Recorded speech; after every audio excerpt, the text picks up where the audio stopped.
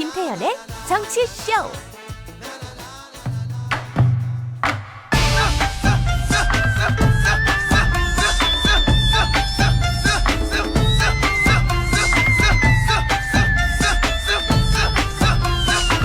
자, 주말에 썼던 핵심 뉴스를 싹싹싹 끌어모아서 탈탈탈 털어드리는 뉴스 싹쓸이 시간이 돌아왔습니다. 세 분 모셨어요. 목돈연구소의 정철신 소장, 한겨레신문 김한 기자, 중앙일보의 박현주 기자 모셨습니다. 안녕하세요. 네, 안녕하세요. 자, 오늘 저 첫 소식은 경제로 갑니다. 왜냐면 주말에 금요일날 메인 뉴스 8뉴스하고 그 다음에 주말 토요일자 신문이 다 이거야. 1, 2, 3년이. SM과 하이브. 그러니까 제목은만 보면 SM 하이브 대 카카오 아니다. 하이브 이수만 대 카카오 SM 이렇게 돼 있죠. 대결 구도가 아닌가요? 네. 이렇게 돼 있더라고. 방시혁과 이수만이 손을 잡았다. 뭐 이런 얘기도 있고. 그렇죠. 근데 뭐 하여간 표면상으로 나오는 이야기고 손을 잡았다 뭐 이런 표현보다는 왜냐하면 손을 잡았다는 것은 방시혁과 이수만 씨가 손을 잡으면 이수만 씨에게 다시 경영권을 준다. 뭐 이래야 되지 않습니까? 그건 아니다. 근데 그건 아니에요. 자, 그럼 그렇기 일단은 때문에 좀 복잡 단단한 구조가 있습니다. 복잡 단단한 요 구조, 요 상황 설명부터 좀 해주세요. 이게 깊은 이야기인데 일단 SM 엔터테인먼트 내부에 내용이 있는 거죠. 최대 주주이자 총괄 프로듀서 살아있는 전설이 이수만 씨 아닙니까? 그렇죠. 이수만 씨인데 여기에 대항하는 현 경영진 예.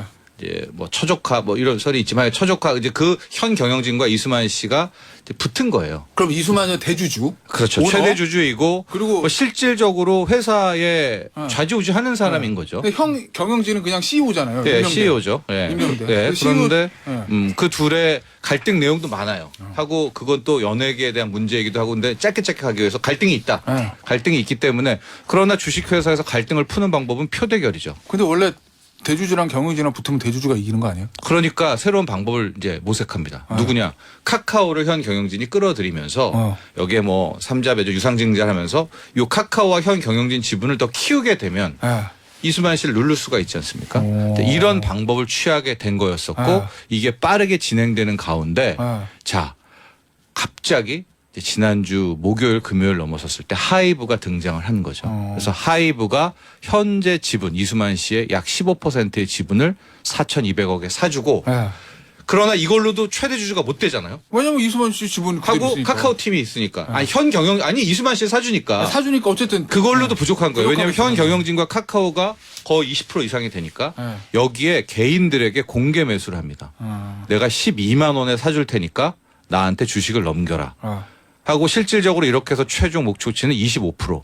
이러면 이제 완벽하게 방시혁의 하이브가 이제 최대 주주가 올라서거든요. 근데 그 돈이 거의 7천억이 넘어요. 거의 1조 얘기하던데 지금. 네.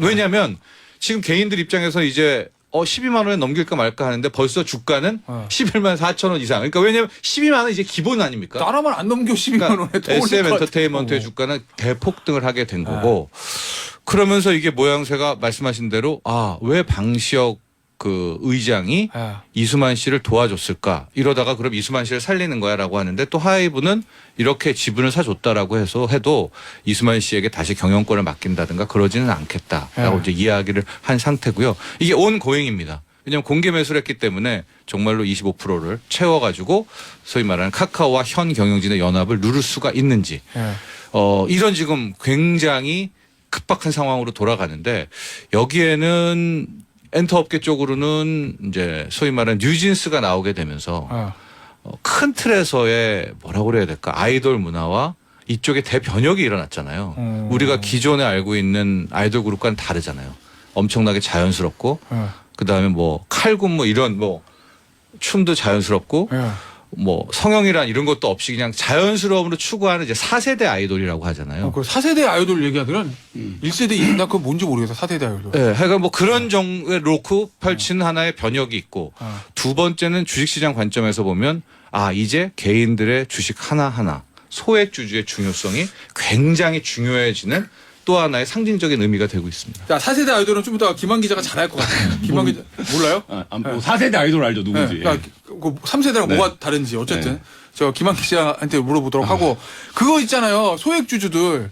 그러니까 아까 제가 말씀드렸던 원래 경영진이나 대주주가 붙으면 대주주가 이기는 거잖아요. 네. 대주주 나가 그럼 나가는 거잖아요. 원래 그렇죠. 항상 그렇게 알고 있었는데 이번에는 지금은 얼마 전까지만 대주주를 현 경영진이 내보낸 거나 마찬가지거든요. 하이브가 이수만 씨 지분을 사기 전에는. 그렇죠. 근데 거의 이제 네. 그대로 이루어지면 네. 밀리는 거죠, 지분에서. 예. 근데 그 시작이 행동주의 펀드 나오잖아요. 얼라이언스인가? 맞습니다. 저는 그 대표 인터뷰 기사 얼마 전에 봤거든요. 중앙일보에서 봤다. 네. 봤는데 그때만 해도 이런 일이 벌어질 거라고 생각도 못했어요. 그게 12월 달에 기사였나 그랬던 것 같은데. 맞습니다. 예. 네. 워낙 이수만 씨의 전설이잖아요. 네. 하고 뭐 꿋꿋하게 버티고 있고 그런데 이제 그 얼라이언스 펀드라는 이제 행동주의 펀드가 등장해서 여기서부터 뭐 라이크 기획 등등해서 이제 이야기가 너무 길어지니까 너무 길어지지. 현 이제 이수만 체제에 대해서 반감을 가지고 개혁해야 된다라고 이제 시작을 했었고 소액주주 운동을 한 거죠. 예, 거기에 이제 카카오가 합류하면서 또 카카오에게 유상증자를 통한 새로운 지분 배정을 통해서 이게 현실화가 됐고 네.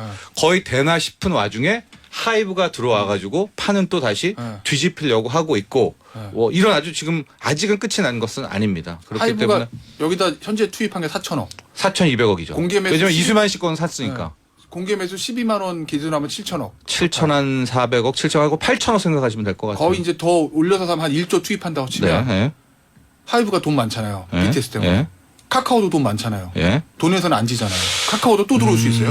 그건 아닌 것 같아요. 저는. 아, 그래요? 예. 뭐 이거 제 생각이긴 하지만 앞으로 뭐 오늘 기사 또 봐야 되겠지만 네. 카카오 입장에서도 물론 SM이 탐나죠. 왜냐하면 성장 엔진이라는 게 있는데 네. 카카오도 이제 엔터로 가야 되잖아요. 근데 엔터로 가기 위해서 뭐 카카오 뮤직 등등등등이 약하기 때문에 SM이 굉장히 필요하기는 한데 과연 카카오 경영진에서는 이번에 정말 뛰어들어서 네. 한번 SM을 그렇게 소중한 존재인지 아닌지는 경영진의 판단인 것 같아요. 네, 카카오 측에. 카카오 측에 네. 그 정도로 투입해서 이거를 가져올 만한 가치가 있냐 요 얘기 말씀하시는 그렇습니다. 거구나. 이게 왜냐하면 굉장한 전쟁이 되거든요. 카카오까지 또 뛰어든다라고 하면. 왜냐하면 주식 들고 있는 개인은 둘이 전쟁을 펼치면은 너무 좋지. 어떡하겠습니까? 네. 끝까지 네. 누구의 편도 네. 안 들겠죠. 그렇죠. 그러면 그 소위 말하는 M&A의 비용이 어마어마하게 들어가는 올라가는 거예요. 거지. 지분 인수가. 그렇기 때문에 올해 들어서- 저는 카카오가 끝까지 가진 않을 거라고 보고 있는데 뭐 전문가별로 다릅니다. 이런 것들은 뭐 여러분들이 한번 판단을 해보시죠. 투자적 관점에서 본다면. 알겠습니다. 8642님. 굉장히 기분 나쁜 문제인데. 아저씨들이 SM 뉴진스 얘기를 심각하게 얘네가 당황스럽네요. 왜죠? 왜 저희는 뉴진스 좋아하면 안 되는 걸까요? 저도 사실 대본 보고 좀 당황스럽긴 했습니다. 네, 예. 그래요? 예. 자, 윤혜란님. 래퍼인가요? 기자인가요? 스타일이 자유분방해서. 생각과 기사도 자유분방하게 나올 것 같아요.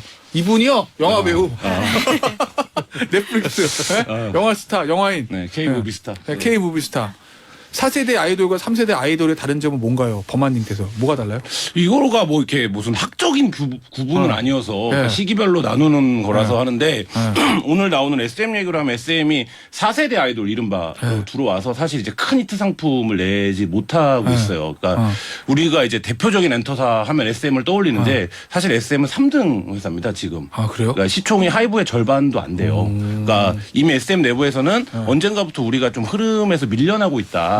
이런 정서들이 직원 사이에 강하게 있었다고 하고 그게 이제 이수만 1인으로 대변되는 어떤 회사의 체제. 그래서 이제 이 K-팝 팬들이 SM 그룹은 SM형 얼굴이 있다. SM형 보컬이 있다. 이럴 정도로 그 얘기는 옛날부터. 왜냐면 SM형 보컬이라는 거는 SM의 모든 아이돌들의 보컬을 가르치는 사람이 네, 예. 그 작곡가 우리도 아는 유 예. 이사가 가르치는데 네. 그래서 스타일이 다 똑같긴 해 좀. 그런 얘기가 있을 정도로 그러니까 초반에 그러니까 1세대, 2세대 아이돌들이 대세일 때는 SM이 굉장한 시장 지배력이 있었지만 네. 사실 최근에 뭐 하이브로 대변되는 어떤 뉴 웨이브에 좀 밀린 게 아니냐. 그게 이수만 체제로 대변되는 어떤 그 이미 이제 확립된 어떤 체제 속에서의 문제가 아니냐. 이런 비판들이 계속 있었고 그게 이제 경제적으로 보면 지금 이제 정 소장님이 설명한 이제 그런 부분과 닿은 건데 거기서 이제 말하자면 근데 SM이 어쨌든 K-팝이라고 하는 어떤 K 스테레오타입의 어떤 가수들을 만들어 온 거죠. 공은 있죠. 이 예, 판을 만들었으니까. 수준급의. 근데 최근에 이제 인기를 끌고 있는 가수들이 보여주고 있는 어떤 방식에서는 굉장히 이제 구시대적으로 비추는 거죠. 왜냐하면 이렇게 양산된 시스템 속에서 만들어진 잘 갖춰진 어떤 조건들이 요소들이 있는. 근데 사람들은 이제 더 이상 그 요소를 즐기는 게 아니라 그 아이돌 자체의 어떤 자연스러움. 그러니까 그게 이제 BTS의 성공 요인으로 지적되는 것 중에 하나인데 사실 이제 그런 것들과 충돌을 하면서 사실 이제 좀 SM이 최근 몇 년 동안 이 영향력 면에서 좀 위기가 있었던 건 사실이죠. 그렇구나. 하이브가 SM 완전히 하게 되면 그 세계 최고의 공중기획사 되는 거예요? 엄청나게 되는 거겠죠. 하게 되고 지금 뭐 하이브 측에서도 계속 말씀드리지만 이수만 씨를 편드는 건 아니다. 왜냐하면 그렇게 되면 더 이상해지는 거잖아요. 그래서 다시 경영권을 뭐 준다든가 그러니까- 경영진에 복귀한다는 건 아니다라는 입장을 또 전해지고 있고요. 적대적 M&A다 이 표현 쓰긴 하더라고요. 관계자 인터뷰 보니까. 네, 그렇습니다. 그래서 이제 과연 이제 하이브로 만약 이번에 성공한다면 하이브가 이제 대변되는 새로운 뭐 엔터업계 시장 재편 뭐 이런 것도 예상이 되고 있고요. 이런 거 할 때요.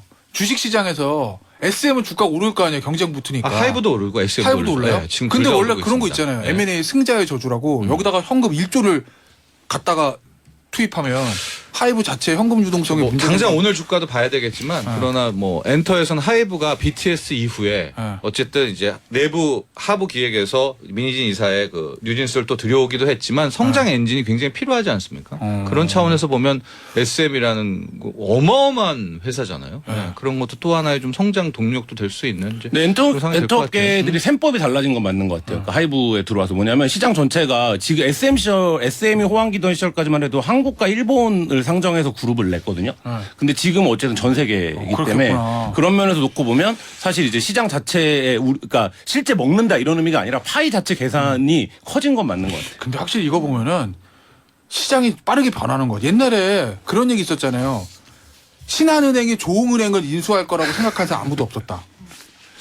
아니 진짜 신한은행 굉장히 작은 회사였고 조흥은행은 우리나라 제일 오래된 네, 저 한 10년 만에 들어보는 것 같네요. 조흥은행이라는 단어를. 네, 조흥은행. 네. 근데 SM을 하이브가 뭐야? 예전에는 저 빅히트 엔터테인먼트죠. 그렇죠. 빅히트 엔터테인먼트가 SM 인수하는 날이 올 거라고 생각한 사람 많지 않았을 거예요. 그렇죠. 그러니까 완전히 엔터업계 문법이 바뀌었다고 봐야 되고요. 모든 그러니까 경제가 그런 것 같아요. 이제. 그게 변화가. 이제 BTS죠. 그러니까 결국에 이제 BTS가 들어오면서 과거 이제 SM 방식이 TV에 출연하는 걸 전제로 한 어떤 그 프로모션이었다고 한다면 그게 완전히 달라진 거, 판이 달라졌죠. 알겠습니다. 이제 한참 긴장하면 안 된다. 제가 더 거기다 하나 더 하고 싶은 말이 있는데 그건 제가 안 하겠습니다. 우리 남편이 내가 무슨 말 하고 싶은지 지금 눈치챈 것 같아요. 예. 자, 짧게 하나 더 붙이고 다음으로 가자면 뭐. 아까 이제 행동주의 펀드 얘기했잖아요. 저는 이게 뭐 하이브 요걸 떠나서 꽤 우리나라 코스피 주식시장에 변혁기라고 봐요. 지난주에 또 하나의 뭐 여러분들은 관심 없겠지만 현대백화점이 인적 분할을 하려고 했었거든요. 그래서 지주회사 만들고 승계 체제를 하려고 이걸 부결시켰어요.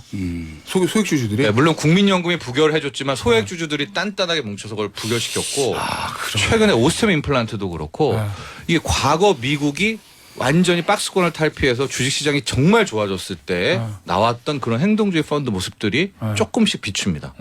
그렇기 때문에 뭐 요 차원을 떠나서 이런 싸움이 경영진과 그 상대방에게는 나쁘겠지만 우리 개인 투자자들 입장에서는 이러다가 진짜 코스피도 선진 증시 되나 또 이런 기대를 살짝 할 수 있는 계기도 합니다. 알겠습니다. 경제 소식 하나만 더 짚어볼게요. 일본에는 새 총재 바뀌었네요. 원래 그 구로다 거가 유명한 총재였잖아. 그러다가 3월에 네. 떠나죠. 네. 하고 4월에 누가 되느냐. 근데 이게 어마어마하게 이 경제와 투자 업계에서는 중요한 뉴스입니다. 왜요? 일본이란 나라는 양적 완화를 하잖아요. 의도적으로 N절을 펼치잖아요. 구로다가 맨날 그거만 하다가 하고 그의 영혼의 단짝이 고 아베 총리였었고요. 그런데 이제 사망했고 구로다도 3월에 떠나기 때문에 그러면 누가 총재가 오냐에 따라서 일시적으로 또 엔화가 달라지겠죠. 돈줄 죄나 이런 네, 거. 네. 엔화가 강해지면 달러가 약해지죠. 하고 이때까지의 그 구조는 일본이 엔화를 찍어서 미국의 국채를 사주는 이 미 일본의 한 팀이 이제 이루어지게 된 건데 과연 그 행동도 계속하냐 말아야 되느냐. 그리고 일본은 금리를 누릅니다. 인위적으로 중앙은행이 눌러요. 못 오르게. 그래서 지난주에 엔화가 크게 약해졌던 계기가 있는데 왜냐하면 구로다의 후임으로 마사요시라는 현재 구로다 제자, 뭐 구로다 부사수가 된다라고 확정이 되니까 엔화가 엄청 약해졌잖아요. 그런데 금요일 날 바뀌었구나. 뚜껑을 열고 보니까 우에다 가즈오라는 현재는 뭐 일본은행 상임위원이거든요. 그런데 이 사람으로 아예 임명을 해버리니까 장중에 엔화가 왕창 강해져요 또. 이제 오늘도 장 오픈하자마자 봐야 되는데 이 우에다 가즈오는 말 그대로 학자입니다. 처음 거의 학자고요. 네? 벤 버냉키를 생각하시면 될 것 같아요. 벤 버냉키도 뭐 특별한 일 없다가 MIT에 있다가 갔는데 벤 버냉키와 같은 MIT 출신이고 지도 교수가 스탠리 피셔 피셔 이론을 뭐 하여간 우에다 가지오인데 그 피셔? 예. 네. 우에다 가지오는 일단 취임하면서 드라마틱한 변화는 없다. 엔화 정책에. 그러니까 엔전을 유지하겠다라고 이야기는 했으나 구로다 정책 그대로 가겠다는 거네. 근데 저는 아니라고 봐요. 왜냐하면 일본이 그 정책을 유지할 수가 없기 때문에 만약에 이것도 바꿔서 설명하면 더 가고 싶었으면 마사요시를 임명했지 우에다 가지오를 임명 안 했거든요. 그래서 우에다 가지오라는 여러분이 생각하실 부분은 이제 일본의 엔화 뿌리기, 엔화 살포, 엔저 끝났다. 일본의 저금리는 저는 이제 사실상 막을 내렸다 이렇게 보고 있습니다. 그 일본 여행 가려면 지금 가라 뭐 이 얘기도 들리는데. 그렇겠죠. 하고 투자적 관점에서 보면 이제 뭐 엔화를 사라. 근데 엔화 사느니 뭐 저는 뭐 아니면 이제 달러의 뭐 흐름들. 알겠습니다. 네, 이런 것들을 네. 함께 지켜보시죠. 자, 박 기자, 요거 좀 볼게요. 튀르키예 강진이 있어서 우리나라 긴급 구호대 지금 네. 파견했는데 단일 파견으로 최대 규모라는 거죠. 예, 우리 긴급구호대가 과거에도 뭐 IT 지진이라든가 그다음에 필리핀 태풍이라든가 이런 게 보냈는데 이번에 총 118명이 갔거든요. 그래서 보통 이제 소방청 관계자 많고 그리고 뭐 군인 중에 이제 특전사 이렇게 가서 총 118명이 가서 9일부터 이제 활동을 하고 있는데 이제 단일 파견 규모로는 최대예요. 그래서 필리핀 같은 데도 이제 100 몇 명 보냈을 때도 4번에 뭐 나눠서 보낸다거나 이랬는데 이번에는 1차로 간 인원만 118명이니까 가장 크고 그래서 보낼 때 이제 윤석열 대통령 지시에 따라서 물론 튀르키예 요청도 있었지만 이제 갔는데 이제 이야기를 한 게 튀르키예가 터키 때 이제 한국전에서 가장 많은 규모로 이제 4위죠. 4위죠. 네, 4위로 이제 파병을 대부분 했고 다 전사했다고. 예, 맞습니다. 그래서 당시에 이제 공산 침략에 주저하지 않고 파병을 해줬던 나라가 튀르키예다라고 네. 보냈고, 그리고 이제 윤석열 정부 들어서 우리가 다른 나라의 사안에도 남의 일처럼 이제 굴지 않고 좀 존재감을 국제사회에서 높이겠다 이런 이야기 많이 하는데 그 보여주려고 간 것으로 보이긴 합니다. 근데 현지에서 치안 상황도 좀 불안하고 아까 뉴스 온 더 블락에서도 나왔지만 이제 독일이나 오스트리아 같은 경우에는 구호대 안전이 가장 중요하다면서 철수도 결정한 상황이라서 지금까지는 8명 구조하는 그런 성과도 네. 있긴 했는데 좀 이제 안전을 중시하면서 구호 활동해야 될 것 같기도 합니다. 알겠습니다. 자, 북한 얘기 좀 보죠. 네. 북한 열병식에서 신형 ICBM. 예. 요거 공개했어요. 고추 연료 들어가는 거. 맞습니다. 이거 어느 정도 평가요? 멸병식 새로 선보였던 무기들 박 기자 보기에. 예, 그래서 이번 열병식에서 가장 좀 눈길을 끌었던 게 ICBM이 가장 많이 나온 열병식이었어요. 양산 단계에 들어간 것 같다는 생각도 들어요. 예, 맞습니다. 그래서 말씀하신 뭐 화성 17형 같은 경우에는 지난해 말에도 그 시험 발사에 성공을 하고 김정은이 굉장히 환한 표정으로 살펴봤던 건데 화성 17형이 11기가 나왔거든요. 그러니까 이게 아예 대량 양산에 들어가서 실전 배치까지 갔다 뭐 이런 신호가 되는 거고요. 네.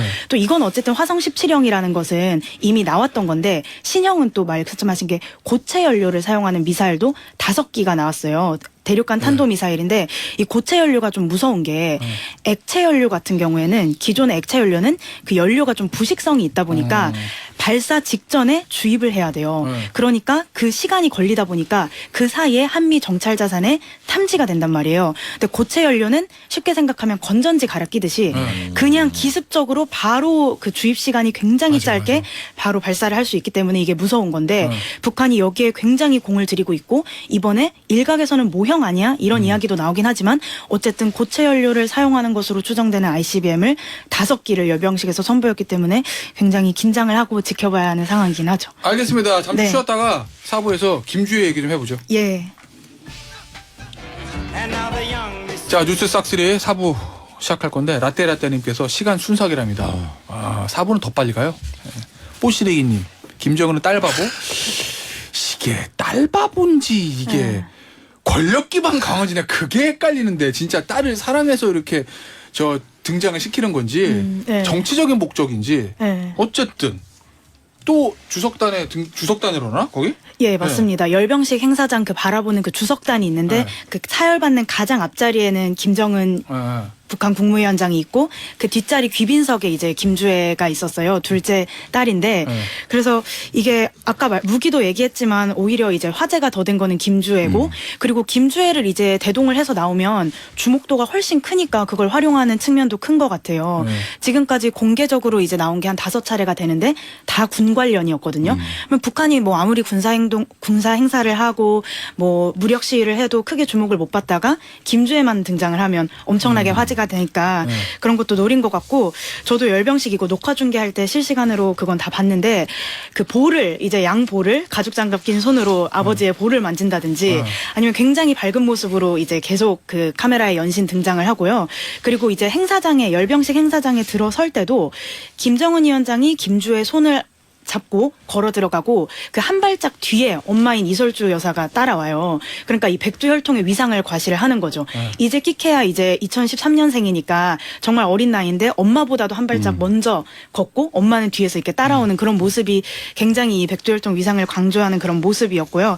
그래서 이 의도 자체는 뭐 예단할 수가 없는데 일단 4대 세습의 의지 어쨌든 김일성, 김정일, 김정은, 김주의 일지는 모르지만 어쨌든 4대까지 이 권력을 이제 물려주겠다라는 거고 또 미래 세대의 안전을 보장하기 위해서 우리가 핵 개발을 한다. 그런 당위성 강조하는 그런 여러 가지 측면이 있겠죠. 그래서 아직까지도 국정원 같은 데나 뭐 우리 정부에서는 후계자는 좀 가능성이 낮다고 보고 네. 오히려 외신에서 후계자로 거의 외신에서나? 예, 못 박아서 네. 좀 무게를 실는데 아무래도 이제 우리 정부 관계자들은 좀 딸이 이제 후계를 잇는 것은 아직 어렵다고 보고 또 이게 김주혜 같은 경우는 이렇게 얼굴이 다 팔렸잖아요. 근데 김정은이나 김여정은 얼굴 알려지지 않을 때 스위스 유학도 하고 다 했거든요. 그렇죠. 후계 수업을. 그렇기 때문에 이런 상황에서 뭐 유학도 가지 못하는 뭐 이런 상황에서 이런 정치적 선전 효과만 노리는 측면이 더 크지 않나 이렇게 보는 분들이 좀 보수적으로 보는 분들이 우리나라에 아직 더 많습니다. 알겠습니다. 예. 저는 궁금하긴 해요. 저기가 4대 세습이 예. 가능할지 그때까지 저 북한 정권이 유지나 될지 예. 어떻게 될지. 네네 맞습니다. 예. 그래서 21세기의 4대 세습이라는 게 이게 예. 10살인데 후계자를 논한다는 것 자체가 예. 굉장히 뭐 안 맞죠. 예, 네, 안 맞죠? 맞습니다. 예. 알겠습니다. 요 얘기는 여기서 마무리하고 국내 정치권 소식 좀 보죠. 최고위원 컷오프 됐잖아요. 국민의 전당대회. 네. 예, 요새 이 국민의 전당대회가 제일 재밌습니다. 이거. 네. 예, 아유, 왕 다이나믹해. 그러니까요.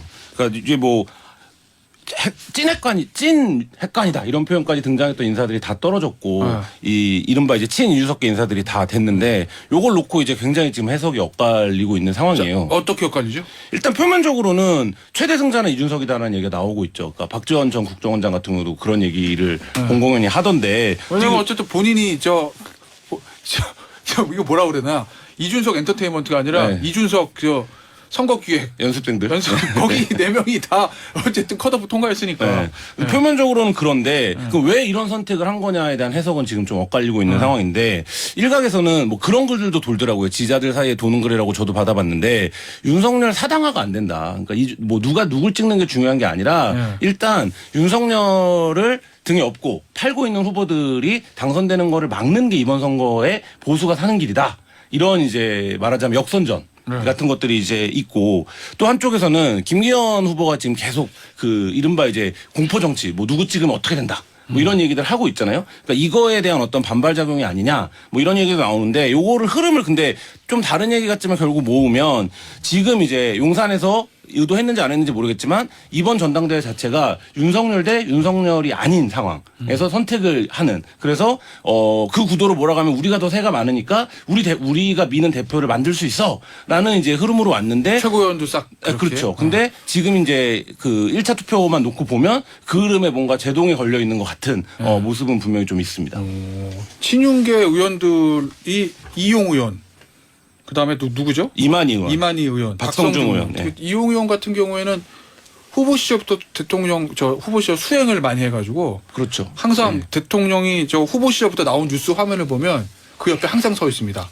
네, 비례대표 의원. 근데 이제 떨어졌다. 근데 이게 당원이 80만까지 가면 이게 어쩔 수 없는데 약간 인기 투표처럼 될 수밖에 없거든요. 그런 측면도 네, 있죠. 근데 그런 면에서 놓고 보면 지금 공교롭게도 떨어진 이른바 이제 친윤 후보 3명이 너무 인지도가 떨어지는 후보들이긴 해요. 왜 오히려 뭐 TV에 많이 나오는 김병민 의원이라든지 김재원 전 최고위원 같은 분들은 됐거든요. 근데 이제 이게 당원이 80만까지 늘어나면 엄청난 무슨 당원 당규에 대한 이해와 공약에 대한 이해로 투표를 할 것 같지만 그렇지 않아요. 그렇지 않기 때문에 이게 이제 역설적으로 당원이 늘어나면 약간 그 인지도 싸움이 되는. 근데 그런 면에서 놓고 보면 이진윤 후보 3명이 약간 좀 부족했던 게 아닌가 이런 생각도 근데 이제 그게 진짜 선거의 일종의 역설 같은 건데 당대표 선거까지는 뭐 굉장히 관심 있게 공약도 보고 네. 정무적인 판단도 당원들이 할 수 있겠지만 최고위원 후보는 좀 덜 하잖아요. 그렇죠. 근데 지난번 전당대 이준석 당대표 당선될 때 최고위원들 명단들 보시면 거기에 다 1년 방송 출연횟수 100회 이상인 분들입니다. 아.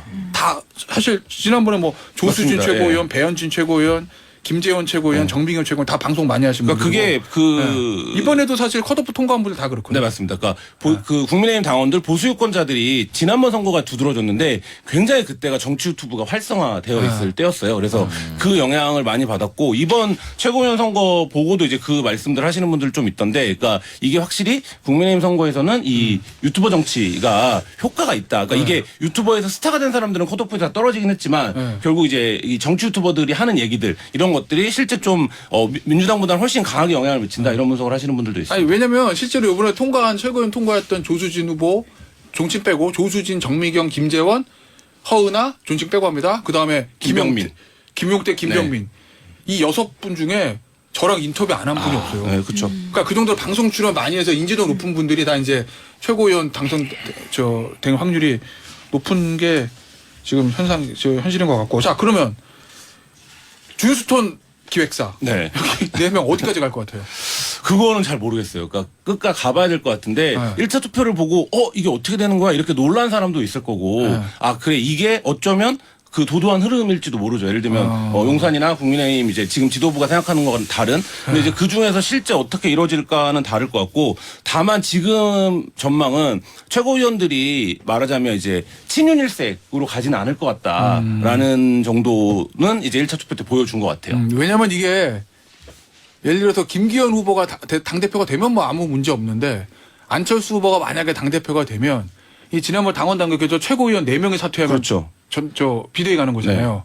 그러니까 이제 최고위원 후보의 비윤이 얼마나 들어가느냐가 들어가느냐. 안철수 후보 입장에서 그게 중요하겠죠. 본인이 당대표된 이후라도. 네, 굉장히 관건이죠. 그거는 뭐 김기현 후보도 마찬가지죠. 사실 이제 근데, 예. 말하자면 이준석계가 몇 명이 들어오느냐에 따라서 최고위원회 분위기가 완전히 공기가 달라질 거기 때문에 사실 양쪽 모두 다 굉장히 중요한 문제입니다. 네, 알겠습니다. 요거 좀 짚어보죠. 김기현 후보 얘기 탄핵 발언. 이거 왜 나온 거예요? 그러니까 이게 뭐 안철수 후보의 표현을 빌자면 본인이 굉장히 지금 조급하다 이런 얘기 하고 있거든요. 근데 이게 보수의 굉장히 금기처럼 들리잖아요. 그러니까 대통령 탄핵이라는 게 잘 안 그렇죠. 쓰는 표현이죠. 근데 그게 역설적으로 말하면 이 생각들을 항상 하고 있다는 거예요. 그리고 거기에 깔려 있는 정서는 뭐냐면 그 탄핵이라는 게 일반적인 국민들은 그렇게 생각하지 않지만 보수 내부에 배신자가 있었어.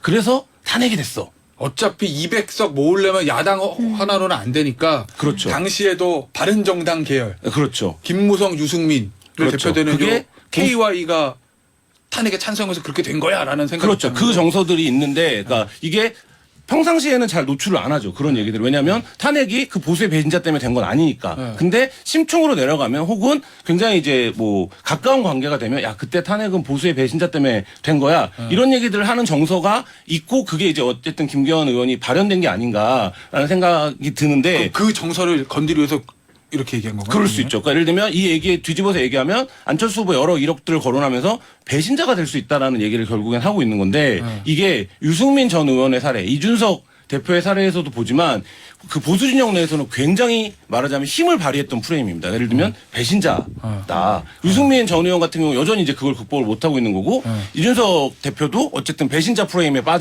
빠져서 지금 이제 거기까지 상황이 이렇게 됐는데 그 얘기를 지금 하고 있는 거고 안 후보는 당장에 안 후보 입장에서 굉장히 억울하겠죠. 왜냐하면 본인이 단일화를 해줘서 공동정부에 대한 합의를 하고 지금 여기까지 온 건데 자기한테 과거 이력을 얘기하면서 배신자가 될 수 있다고 얘기하니까 당장에 김기현 후보도 울산시장 시절에 박근혜 탄핵에 찬성하지 않았냐 이런 얘기까지 지금 하고 있는 그런 상황입니다. 자 그러면 이게 당원들한테 어느 정도 그러니까 당원들의 약간 걱정, 네. 이 가슴 깊이 묻혀 있는 예전에 대한 그 트라우마, 요걸 싹 꺼내가지고 야.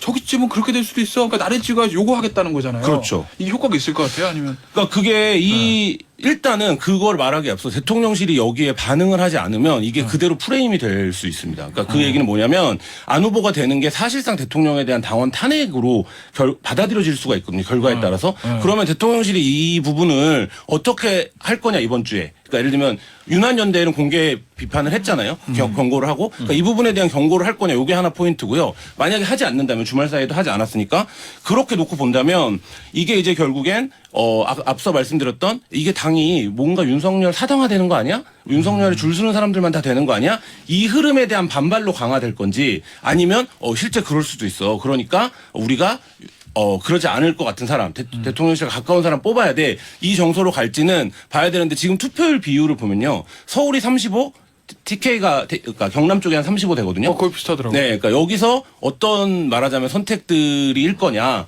결국에 이제 요게 관건이 될 것 같은데 앞서 말한 탄핵론에 대한 정서는 대구 경북 쪽이 강하거든요. 그러면 이 부분이 그럼 어떻게 될 거냐, 뭐 이것도 관건입니다. 야, 이게 당원수가 20만, 30만, 80만 정도 되니까 이 책임당원 80만 명 이거 어떻게 움직일지 이게 진짜 궁금하네. 여론조사 전문가들은 거의 일반 국민의 정서랑 이 정도 되면 비슷하다라고 얘기를 해요. 그게 이제 당원 100%에 대한 비판이 있을 때 정진석 비대위원장이 네. 한 얘기거든요. 네. 야, 80만인데 이걸 뭐 오더로 할 수 있을 것 같아? 그러니까 뭐 민주당도 마찬가지로 100만 넘어서고 나서는 야, 우리가 코어가 어딨어? 다 100만 명 넘는 사람들이 투표하는 건데 얘기하거든요. 근데 실제로 좀 뭐 다르긴 하죠. 근데 그 부분이 어떻게 반영될까? 뭐 이런 건 이제 지켜봐야 됩니다. 저 정 소장 보시기엔 이준석 걔가 어디까지 갈 것 같아요? 글쎄요. 네. 저는 근데 상당히 살아남을 거라고 보고 있어요. 상당히 살아남을 네. 거예요. 네. 근데 앞서 우리 테디도 이야기했지만은 TV라든가 그 유튜브의 노출도 이게 네.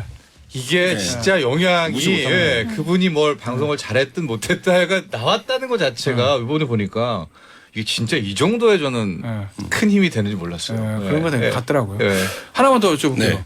만약에 안철수 후보하고 김기현 후보 지금 확률상 네. 김기현 후보 안철수 후보가 결선 갈 확률이 높잖아요. 네. 그러면 천하람 후보 지지했던 표들은 어디로 가요?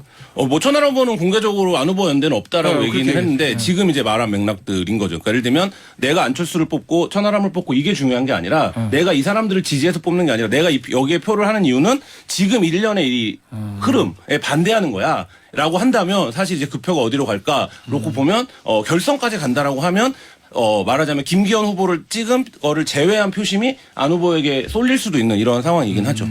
알겠습니다. 오늘 뉴스 싹쓸이 여기까지 할게요. 지금까지 정치연치 소자 박현주 기자, 김한 기자였습니다. 감사합니다. 네, 감사합니다. 감사합니다.